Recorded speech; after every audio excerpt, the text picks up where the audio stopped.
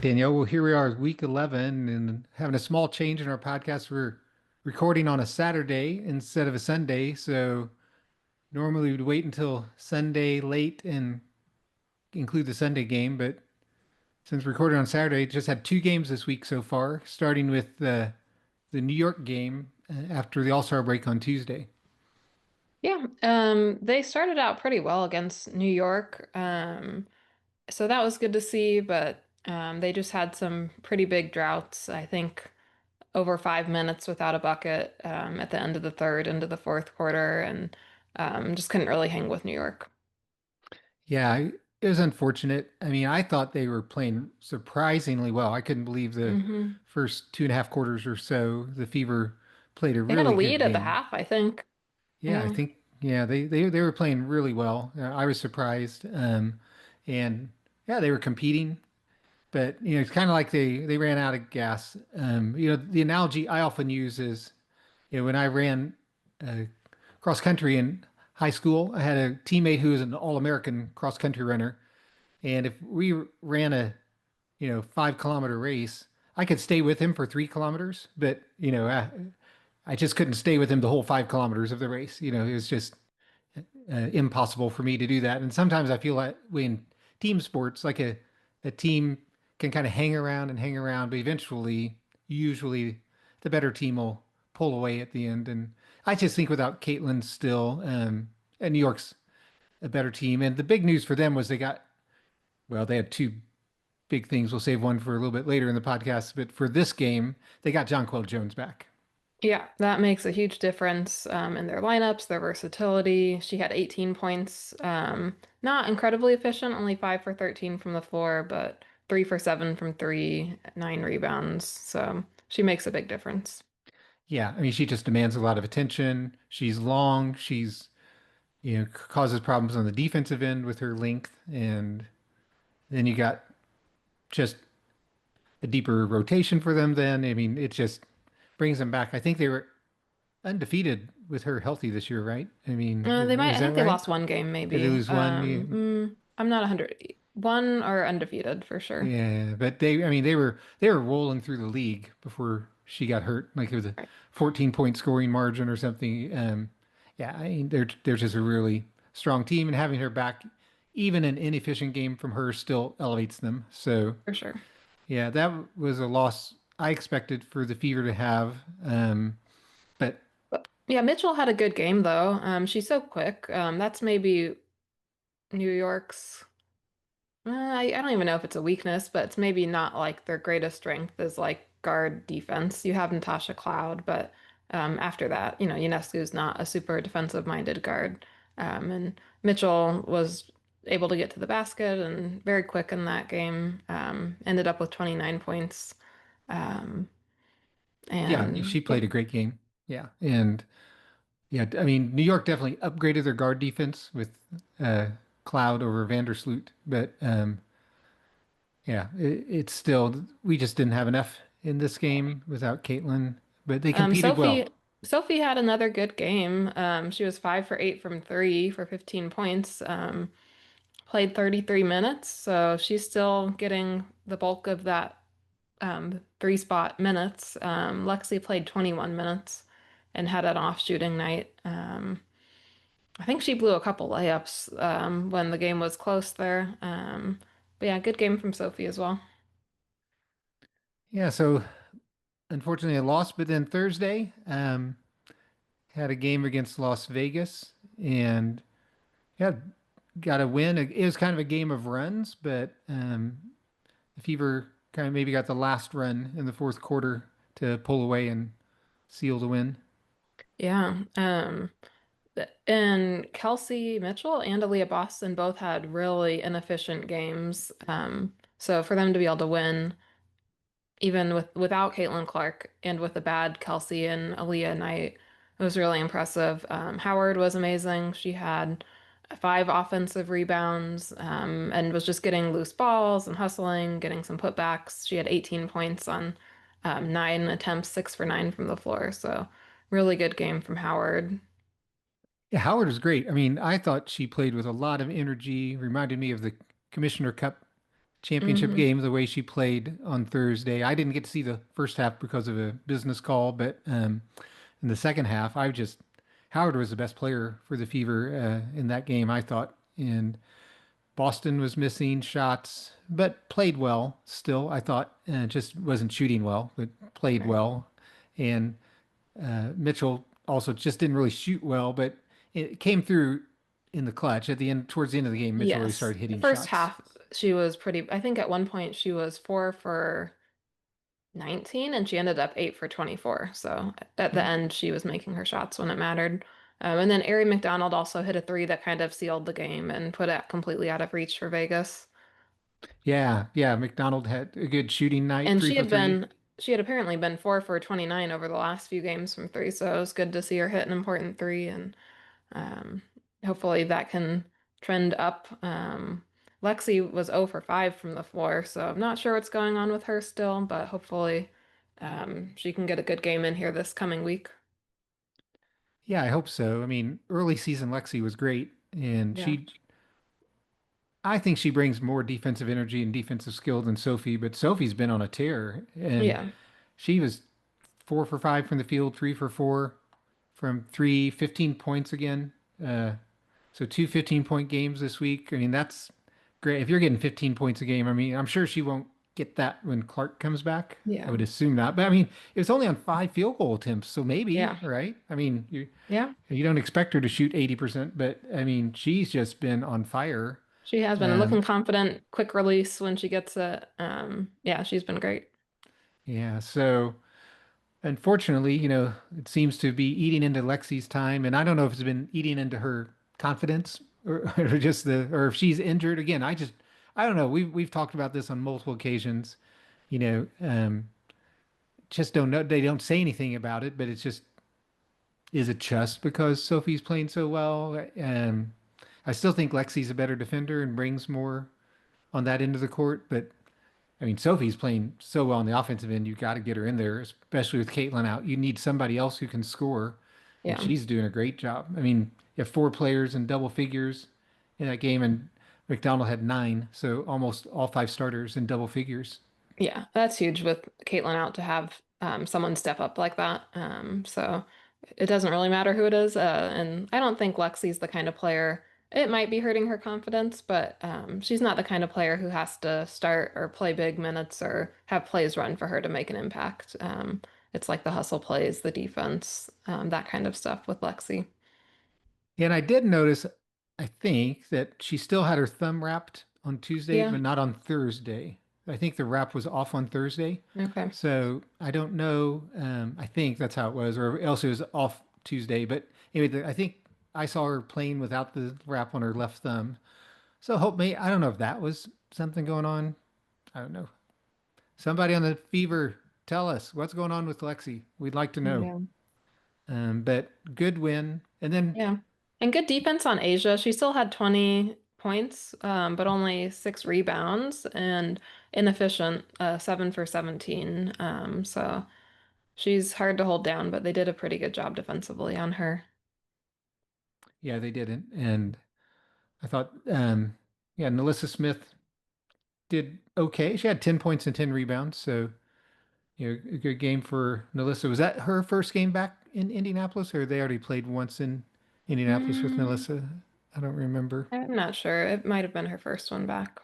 Yeah, I don't recall. But yeah, I thought she, I mean, that's a decent game statistically, at least. But I still don't think, I mean,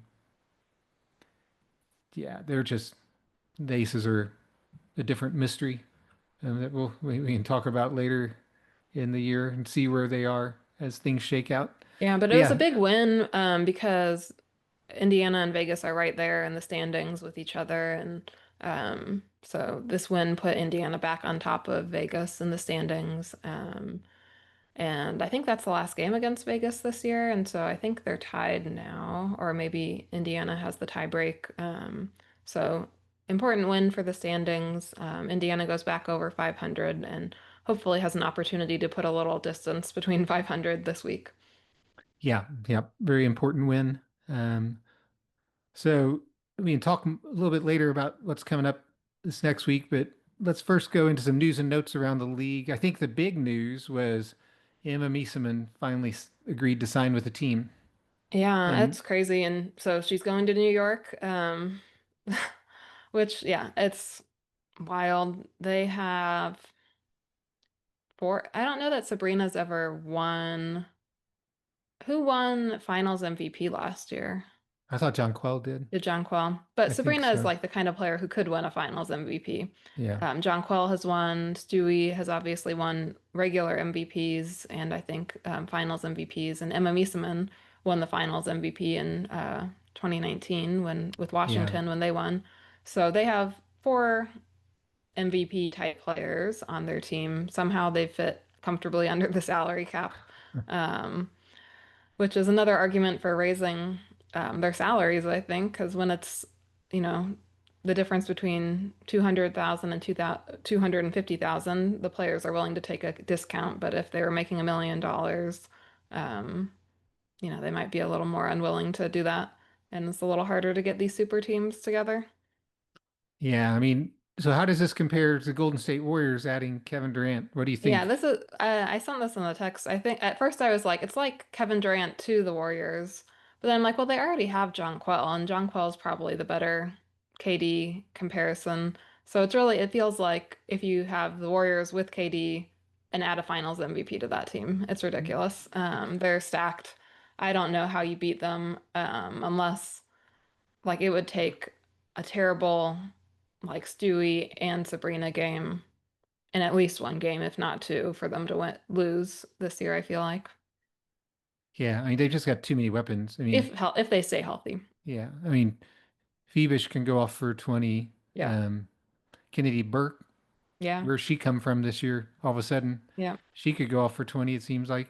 Marina Johans is she Johannes, yeah. Johannes, she could go off for 20. I mean, in a given Yeah. night. Cloud could go off for 20. Yeah, I mean, they just have, Dewey, UNESCO could give you 30.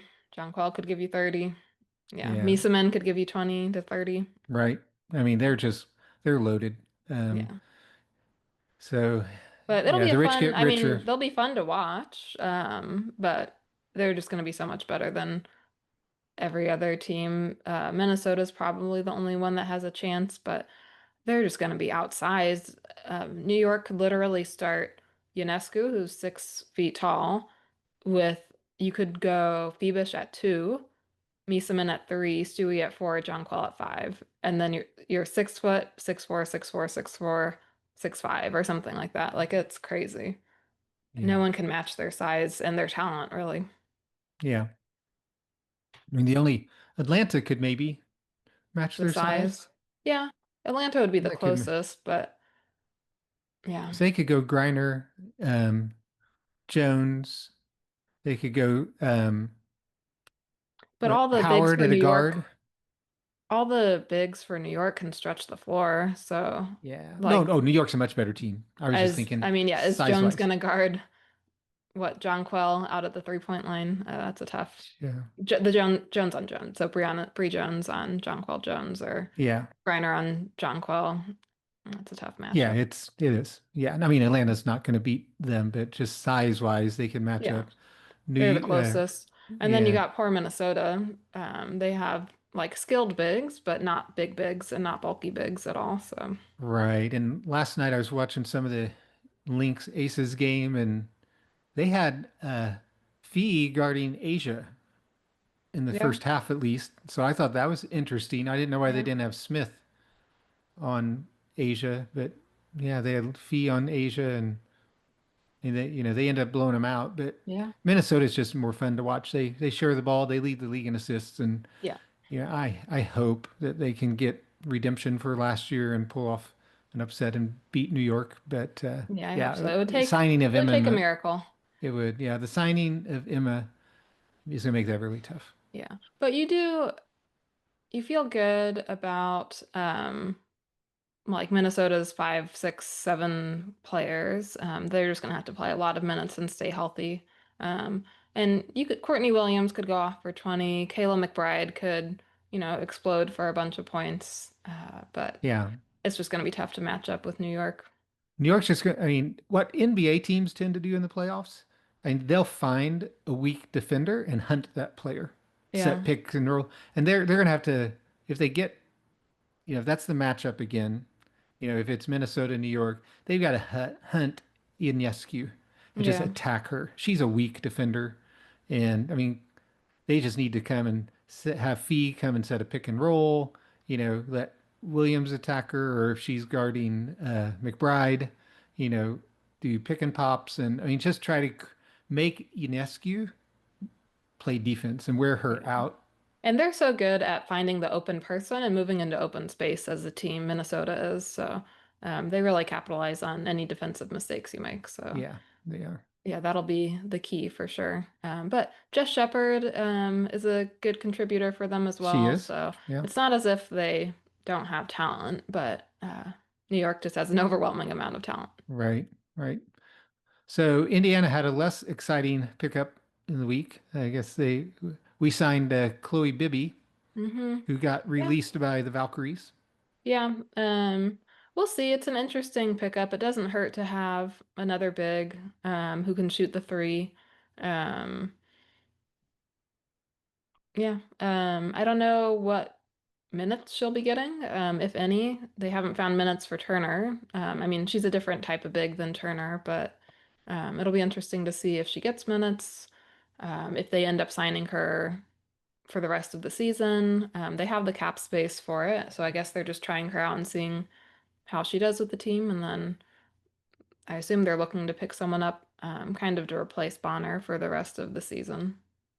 Yeah, I mean, I thought it was a interesting pickup. I don't know if it's something that is going to make or break their season, but Right. maybe to Gives them a little depth.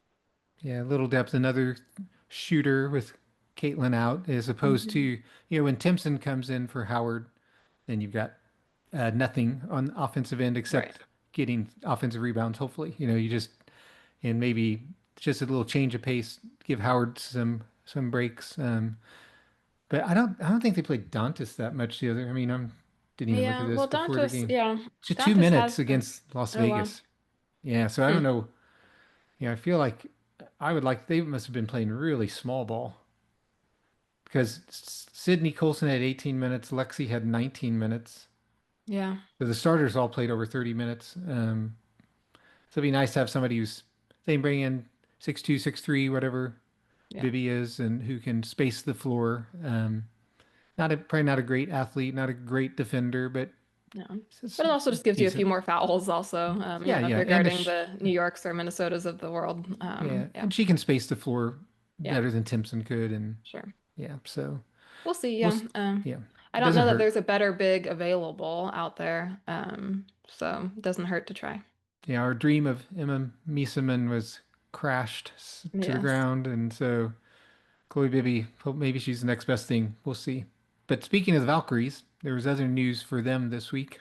Yeah, unfortunately, Kayla Thornton is out for the whole rest of the season. I think it was it a knee surgery after an injury in practice. So Yeah, that's I really saw unfortunate. surgery. I don't remember. Was it knee? Yeah, I think Yeah. it was knee, but something on her leg for sure. So that's just unfortunate. She had probably the best season of her career this year. She was an all-star.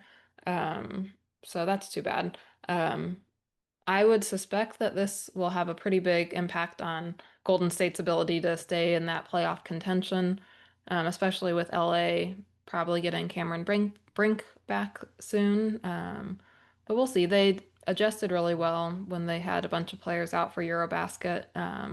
So they're used to kind of stepping up and readjusting to different lineups. So we'll see how they do. But too bad for Thornton and yeah, probably not great for Golden State's playoff outlook. Yeah, it's a shame. I mean, she's had a career season, a real breakout, and been the best player on that team, a surprisingly good team. Um, so they did beat Dallas last night without her. Yeah, not So that that's saying too much, but Dallas is squarely in second to last place. But it's losses for Dallas are always a good thing, so they need to try to get Betts or Fudd or someone. And really, if Golden State falls out of playoff contention, it's not the end of the world for them. They'd get a better draft pick, and they've exceeded expectations by far this year and had a really good season. They obviously have a good fan base, so um, if they make it, that's great. If they don't, it's also probably a good thing. Yeah. Yeah. Probably a good thing if they don't make it. Mhm. Probably for them at this, they're not going to win anything. They're not going to. Yeah, So it's just better to get in the lottery, try to keep building for the future. But yeah, they've got a bright future, I think. Golden yeah, for State sure. does. So normally at this time of the podcast, we would do what were they thinking and talk about a couple of things that we're just wondering what in the world, head scratchers, what's going on with the league, with this particular team, with a particular player, with the coverage of the league, something along those lines. But this week, I think we had a very positive thing we wanted to talk about, and that's the Indiana uniforms that were rolled out on Thursday. Yeah, they brought back the Stranger Things one. I think it was 2021 when they first had them. That's probably the last time Stranger Things had a season out. So it's been 100 years and we're back. So there is a fun jersey and a nice little crossover. Stranger Things obviously is based in Indiana. So a fun one. It's a cool look. And the media has been doing a good job. They had put out a lot of fun videos and pictures with the Stranger Things jerseys and videos, with the upside down and all of that. So Yeah, fun. I think their marketing department's done a great job with that. Whoever's doing the confab, we're between Netflix and Stranger Things and the WNBA and the Fever. Really well done. So good job, WNBA. We love the merch. We've been shopping the online store. We're gonna trying to figure out what we're gonna buy. We're definitely getting it with the Indiana connection. And just the uniforms are cool looking. I mean, I wish the shirts, they had some shirts with the design of the Yeah. red speckle Yeah. background. I mean, best They're sharp. And they did alternate. well. They beat Vegas pretty well with Clark out and a bad Kelsey and Aaliyah game with in those jerseys. So uh, Yeah. So well done, Indiana Fever. Well done, WNBA. Love the look. Great yeah. connection with Indiana, and just a lot of fun. So Yeah. And who yeah, knew Stranger Things will be back out in the fall? yeah, that was also an exciting news. And here's the one thing they missed though. Like, why didn't you get Netflix to somehow be a sponsor of the league if you're going to be rolling that out this year? I mean, they got, Yeah. you know, Netflix has a lot of money. They're a very successful business. Come on, try to maybe that's the could there have been a little more connection, but overall great job. A lot of fun, and hopefully, the only bad thing is that the players don't get a cut on this Right. merchandise.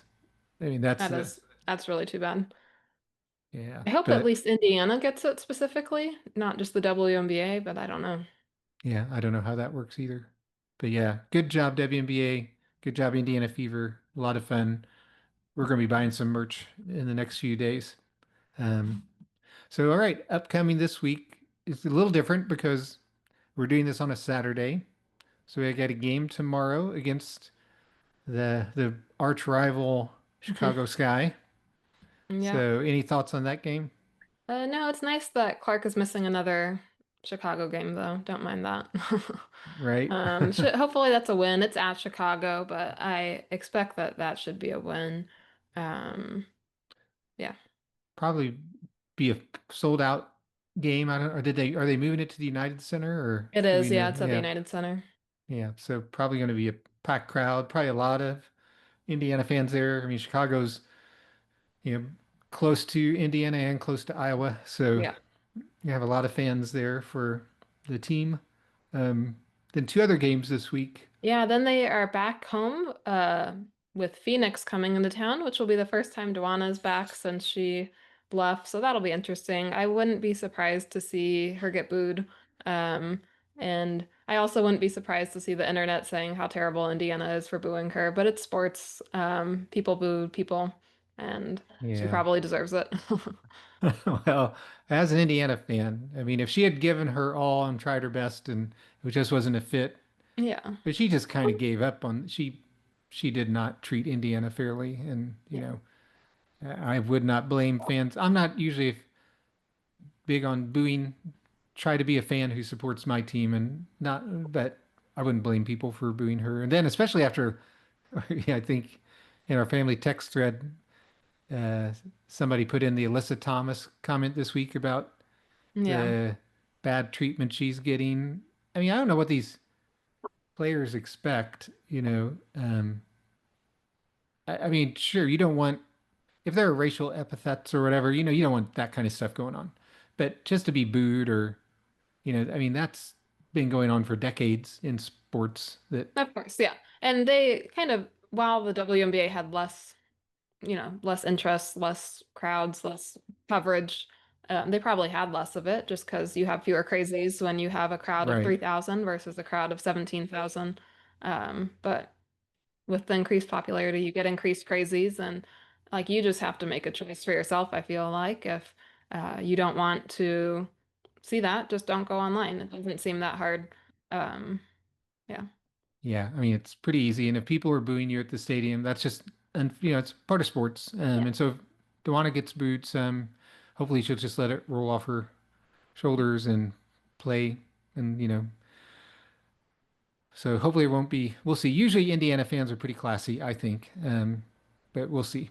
Yeah. Then Dallas, a game against Dallas, so Yeah. another Page game. Um, Yeah, and so that's at Dallas, yeah. So moved to the America. So two games this week that got upgraded to bigger venues.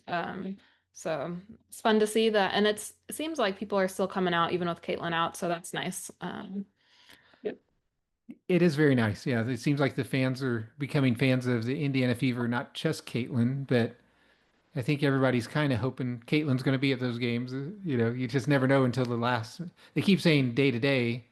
I mean, they don't announce it a week in advance that she's not going to be there, so that might change things. But yeah, I mean, fans are still coming out in Yeah. big And numbers they to those noted in games. the, I think the game against Vegas, they noted that the announcers noticed that, Caitlin is signing things for fans and engaging people as much as she can while she's out injured. So that's nice. Yeah, she's doing a really good job with that. Just she knows, I think they said, you know, she knows that people are paying money to come to see her, and so she wants to, you know, do something about that if she's not playing. So I thought that was very classy, you Yeah. know, that she's doing that, and she's still traveling with the team and, you know, cheering the team on. The one thing I wish she would stop doing is talking to the refs when she's on the bench. You Yeah. And know, jumping around a little bit too much also. Rest, yeah, that's right. like Yeah, rest I was up, like, stay safe. hey, I thought you were hurt. Why are you jumping around Right. when your teammates Yeah. make a shot? Just chill out a little bit. But I seriously, you know, by rule, the refs could give a technical just for somebody other than the head coach yapping at them. I Yeah. mean, if they wanted to. I mean, Yeah. that's Which, speaking that's a of, technical foul. I mean, Stephanie White got a technical the other day, which was nice. you're She kind of proud of probably, her. yeah, she probably needs to get a few, probably won a game almost, really. And I don't think the coaches get fined for technicals, so she should probably be getting. And then they went on a run, I think. I think that was the Vegas game, and it was getting close. She got the tee, and then they hit, I think, two threes to get it like tied back up, basically. So yeah, it was a good move by White. It was. Yeah. I often wish Gino Ariamo would get more of those. I wish Yeah. he would get some tees. And sometimes I feel like UConn gets beat up the way Indiana Fever gets beat up, and Geno's just doesn't get on the refs as much as I wished he would sometime. But Yeah, he's old. He probably used to more. probably he's Italian. I'm sure he did 100%. You know, but yeah. So Chicago, Phoenix, Dallas this week. Hopefully, we'll hear some update about Caitlin this week. But yeah, if we can get 2 wins, I think it'd be a successful week. I mean, Yeah. Chicago and Dallas look like good opportunities for that. And Phoenix is a home game. So hopefully, well, it'd be great if they could manage 3 wins. That would be amazing. Yeah, getting four games above 500 would be amazing. But yeah, like you said, two out of three would be good. But if they can go three for three, that would be huge. The rest that really under New York just beat Phoenix. So the standings are pretty close after Minnesota and New York. You have Phoenix with 9 losses, Seattle and Atlanta with 10 losses, and then Indiana with 12. Golden State with 12, Washington with 12, Vegas with 13.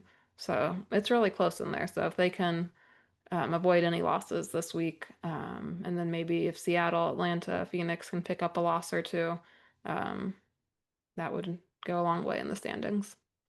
Yep. All right. So good week to look forward to. And you're going forward. We will be aiming for doing our podcast on Saturdays, so it'll shift the timing of the games we're talking about, but still be doing the weekly podcast. All right, well, I think that's it for the W Hoops podcast today. Everyone, please be sure to subscribe and leave a comment or review, and we'll see you next week.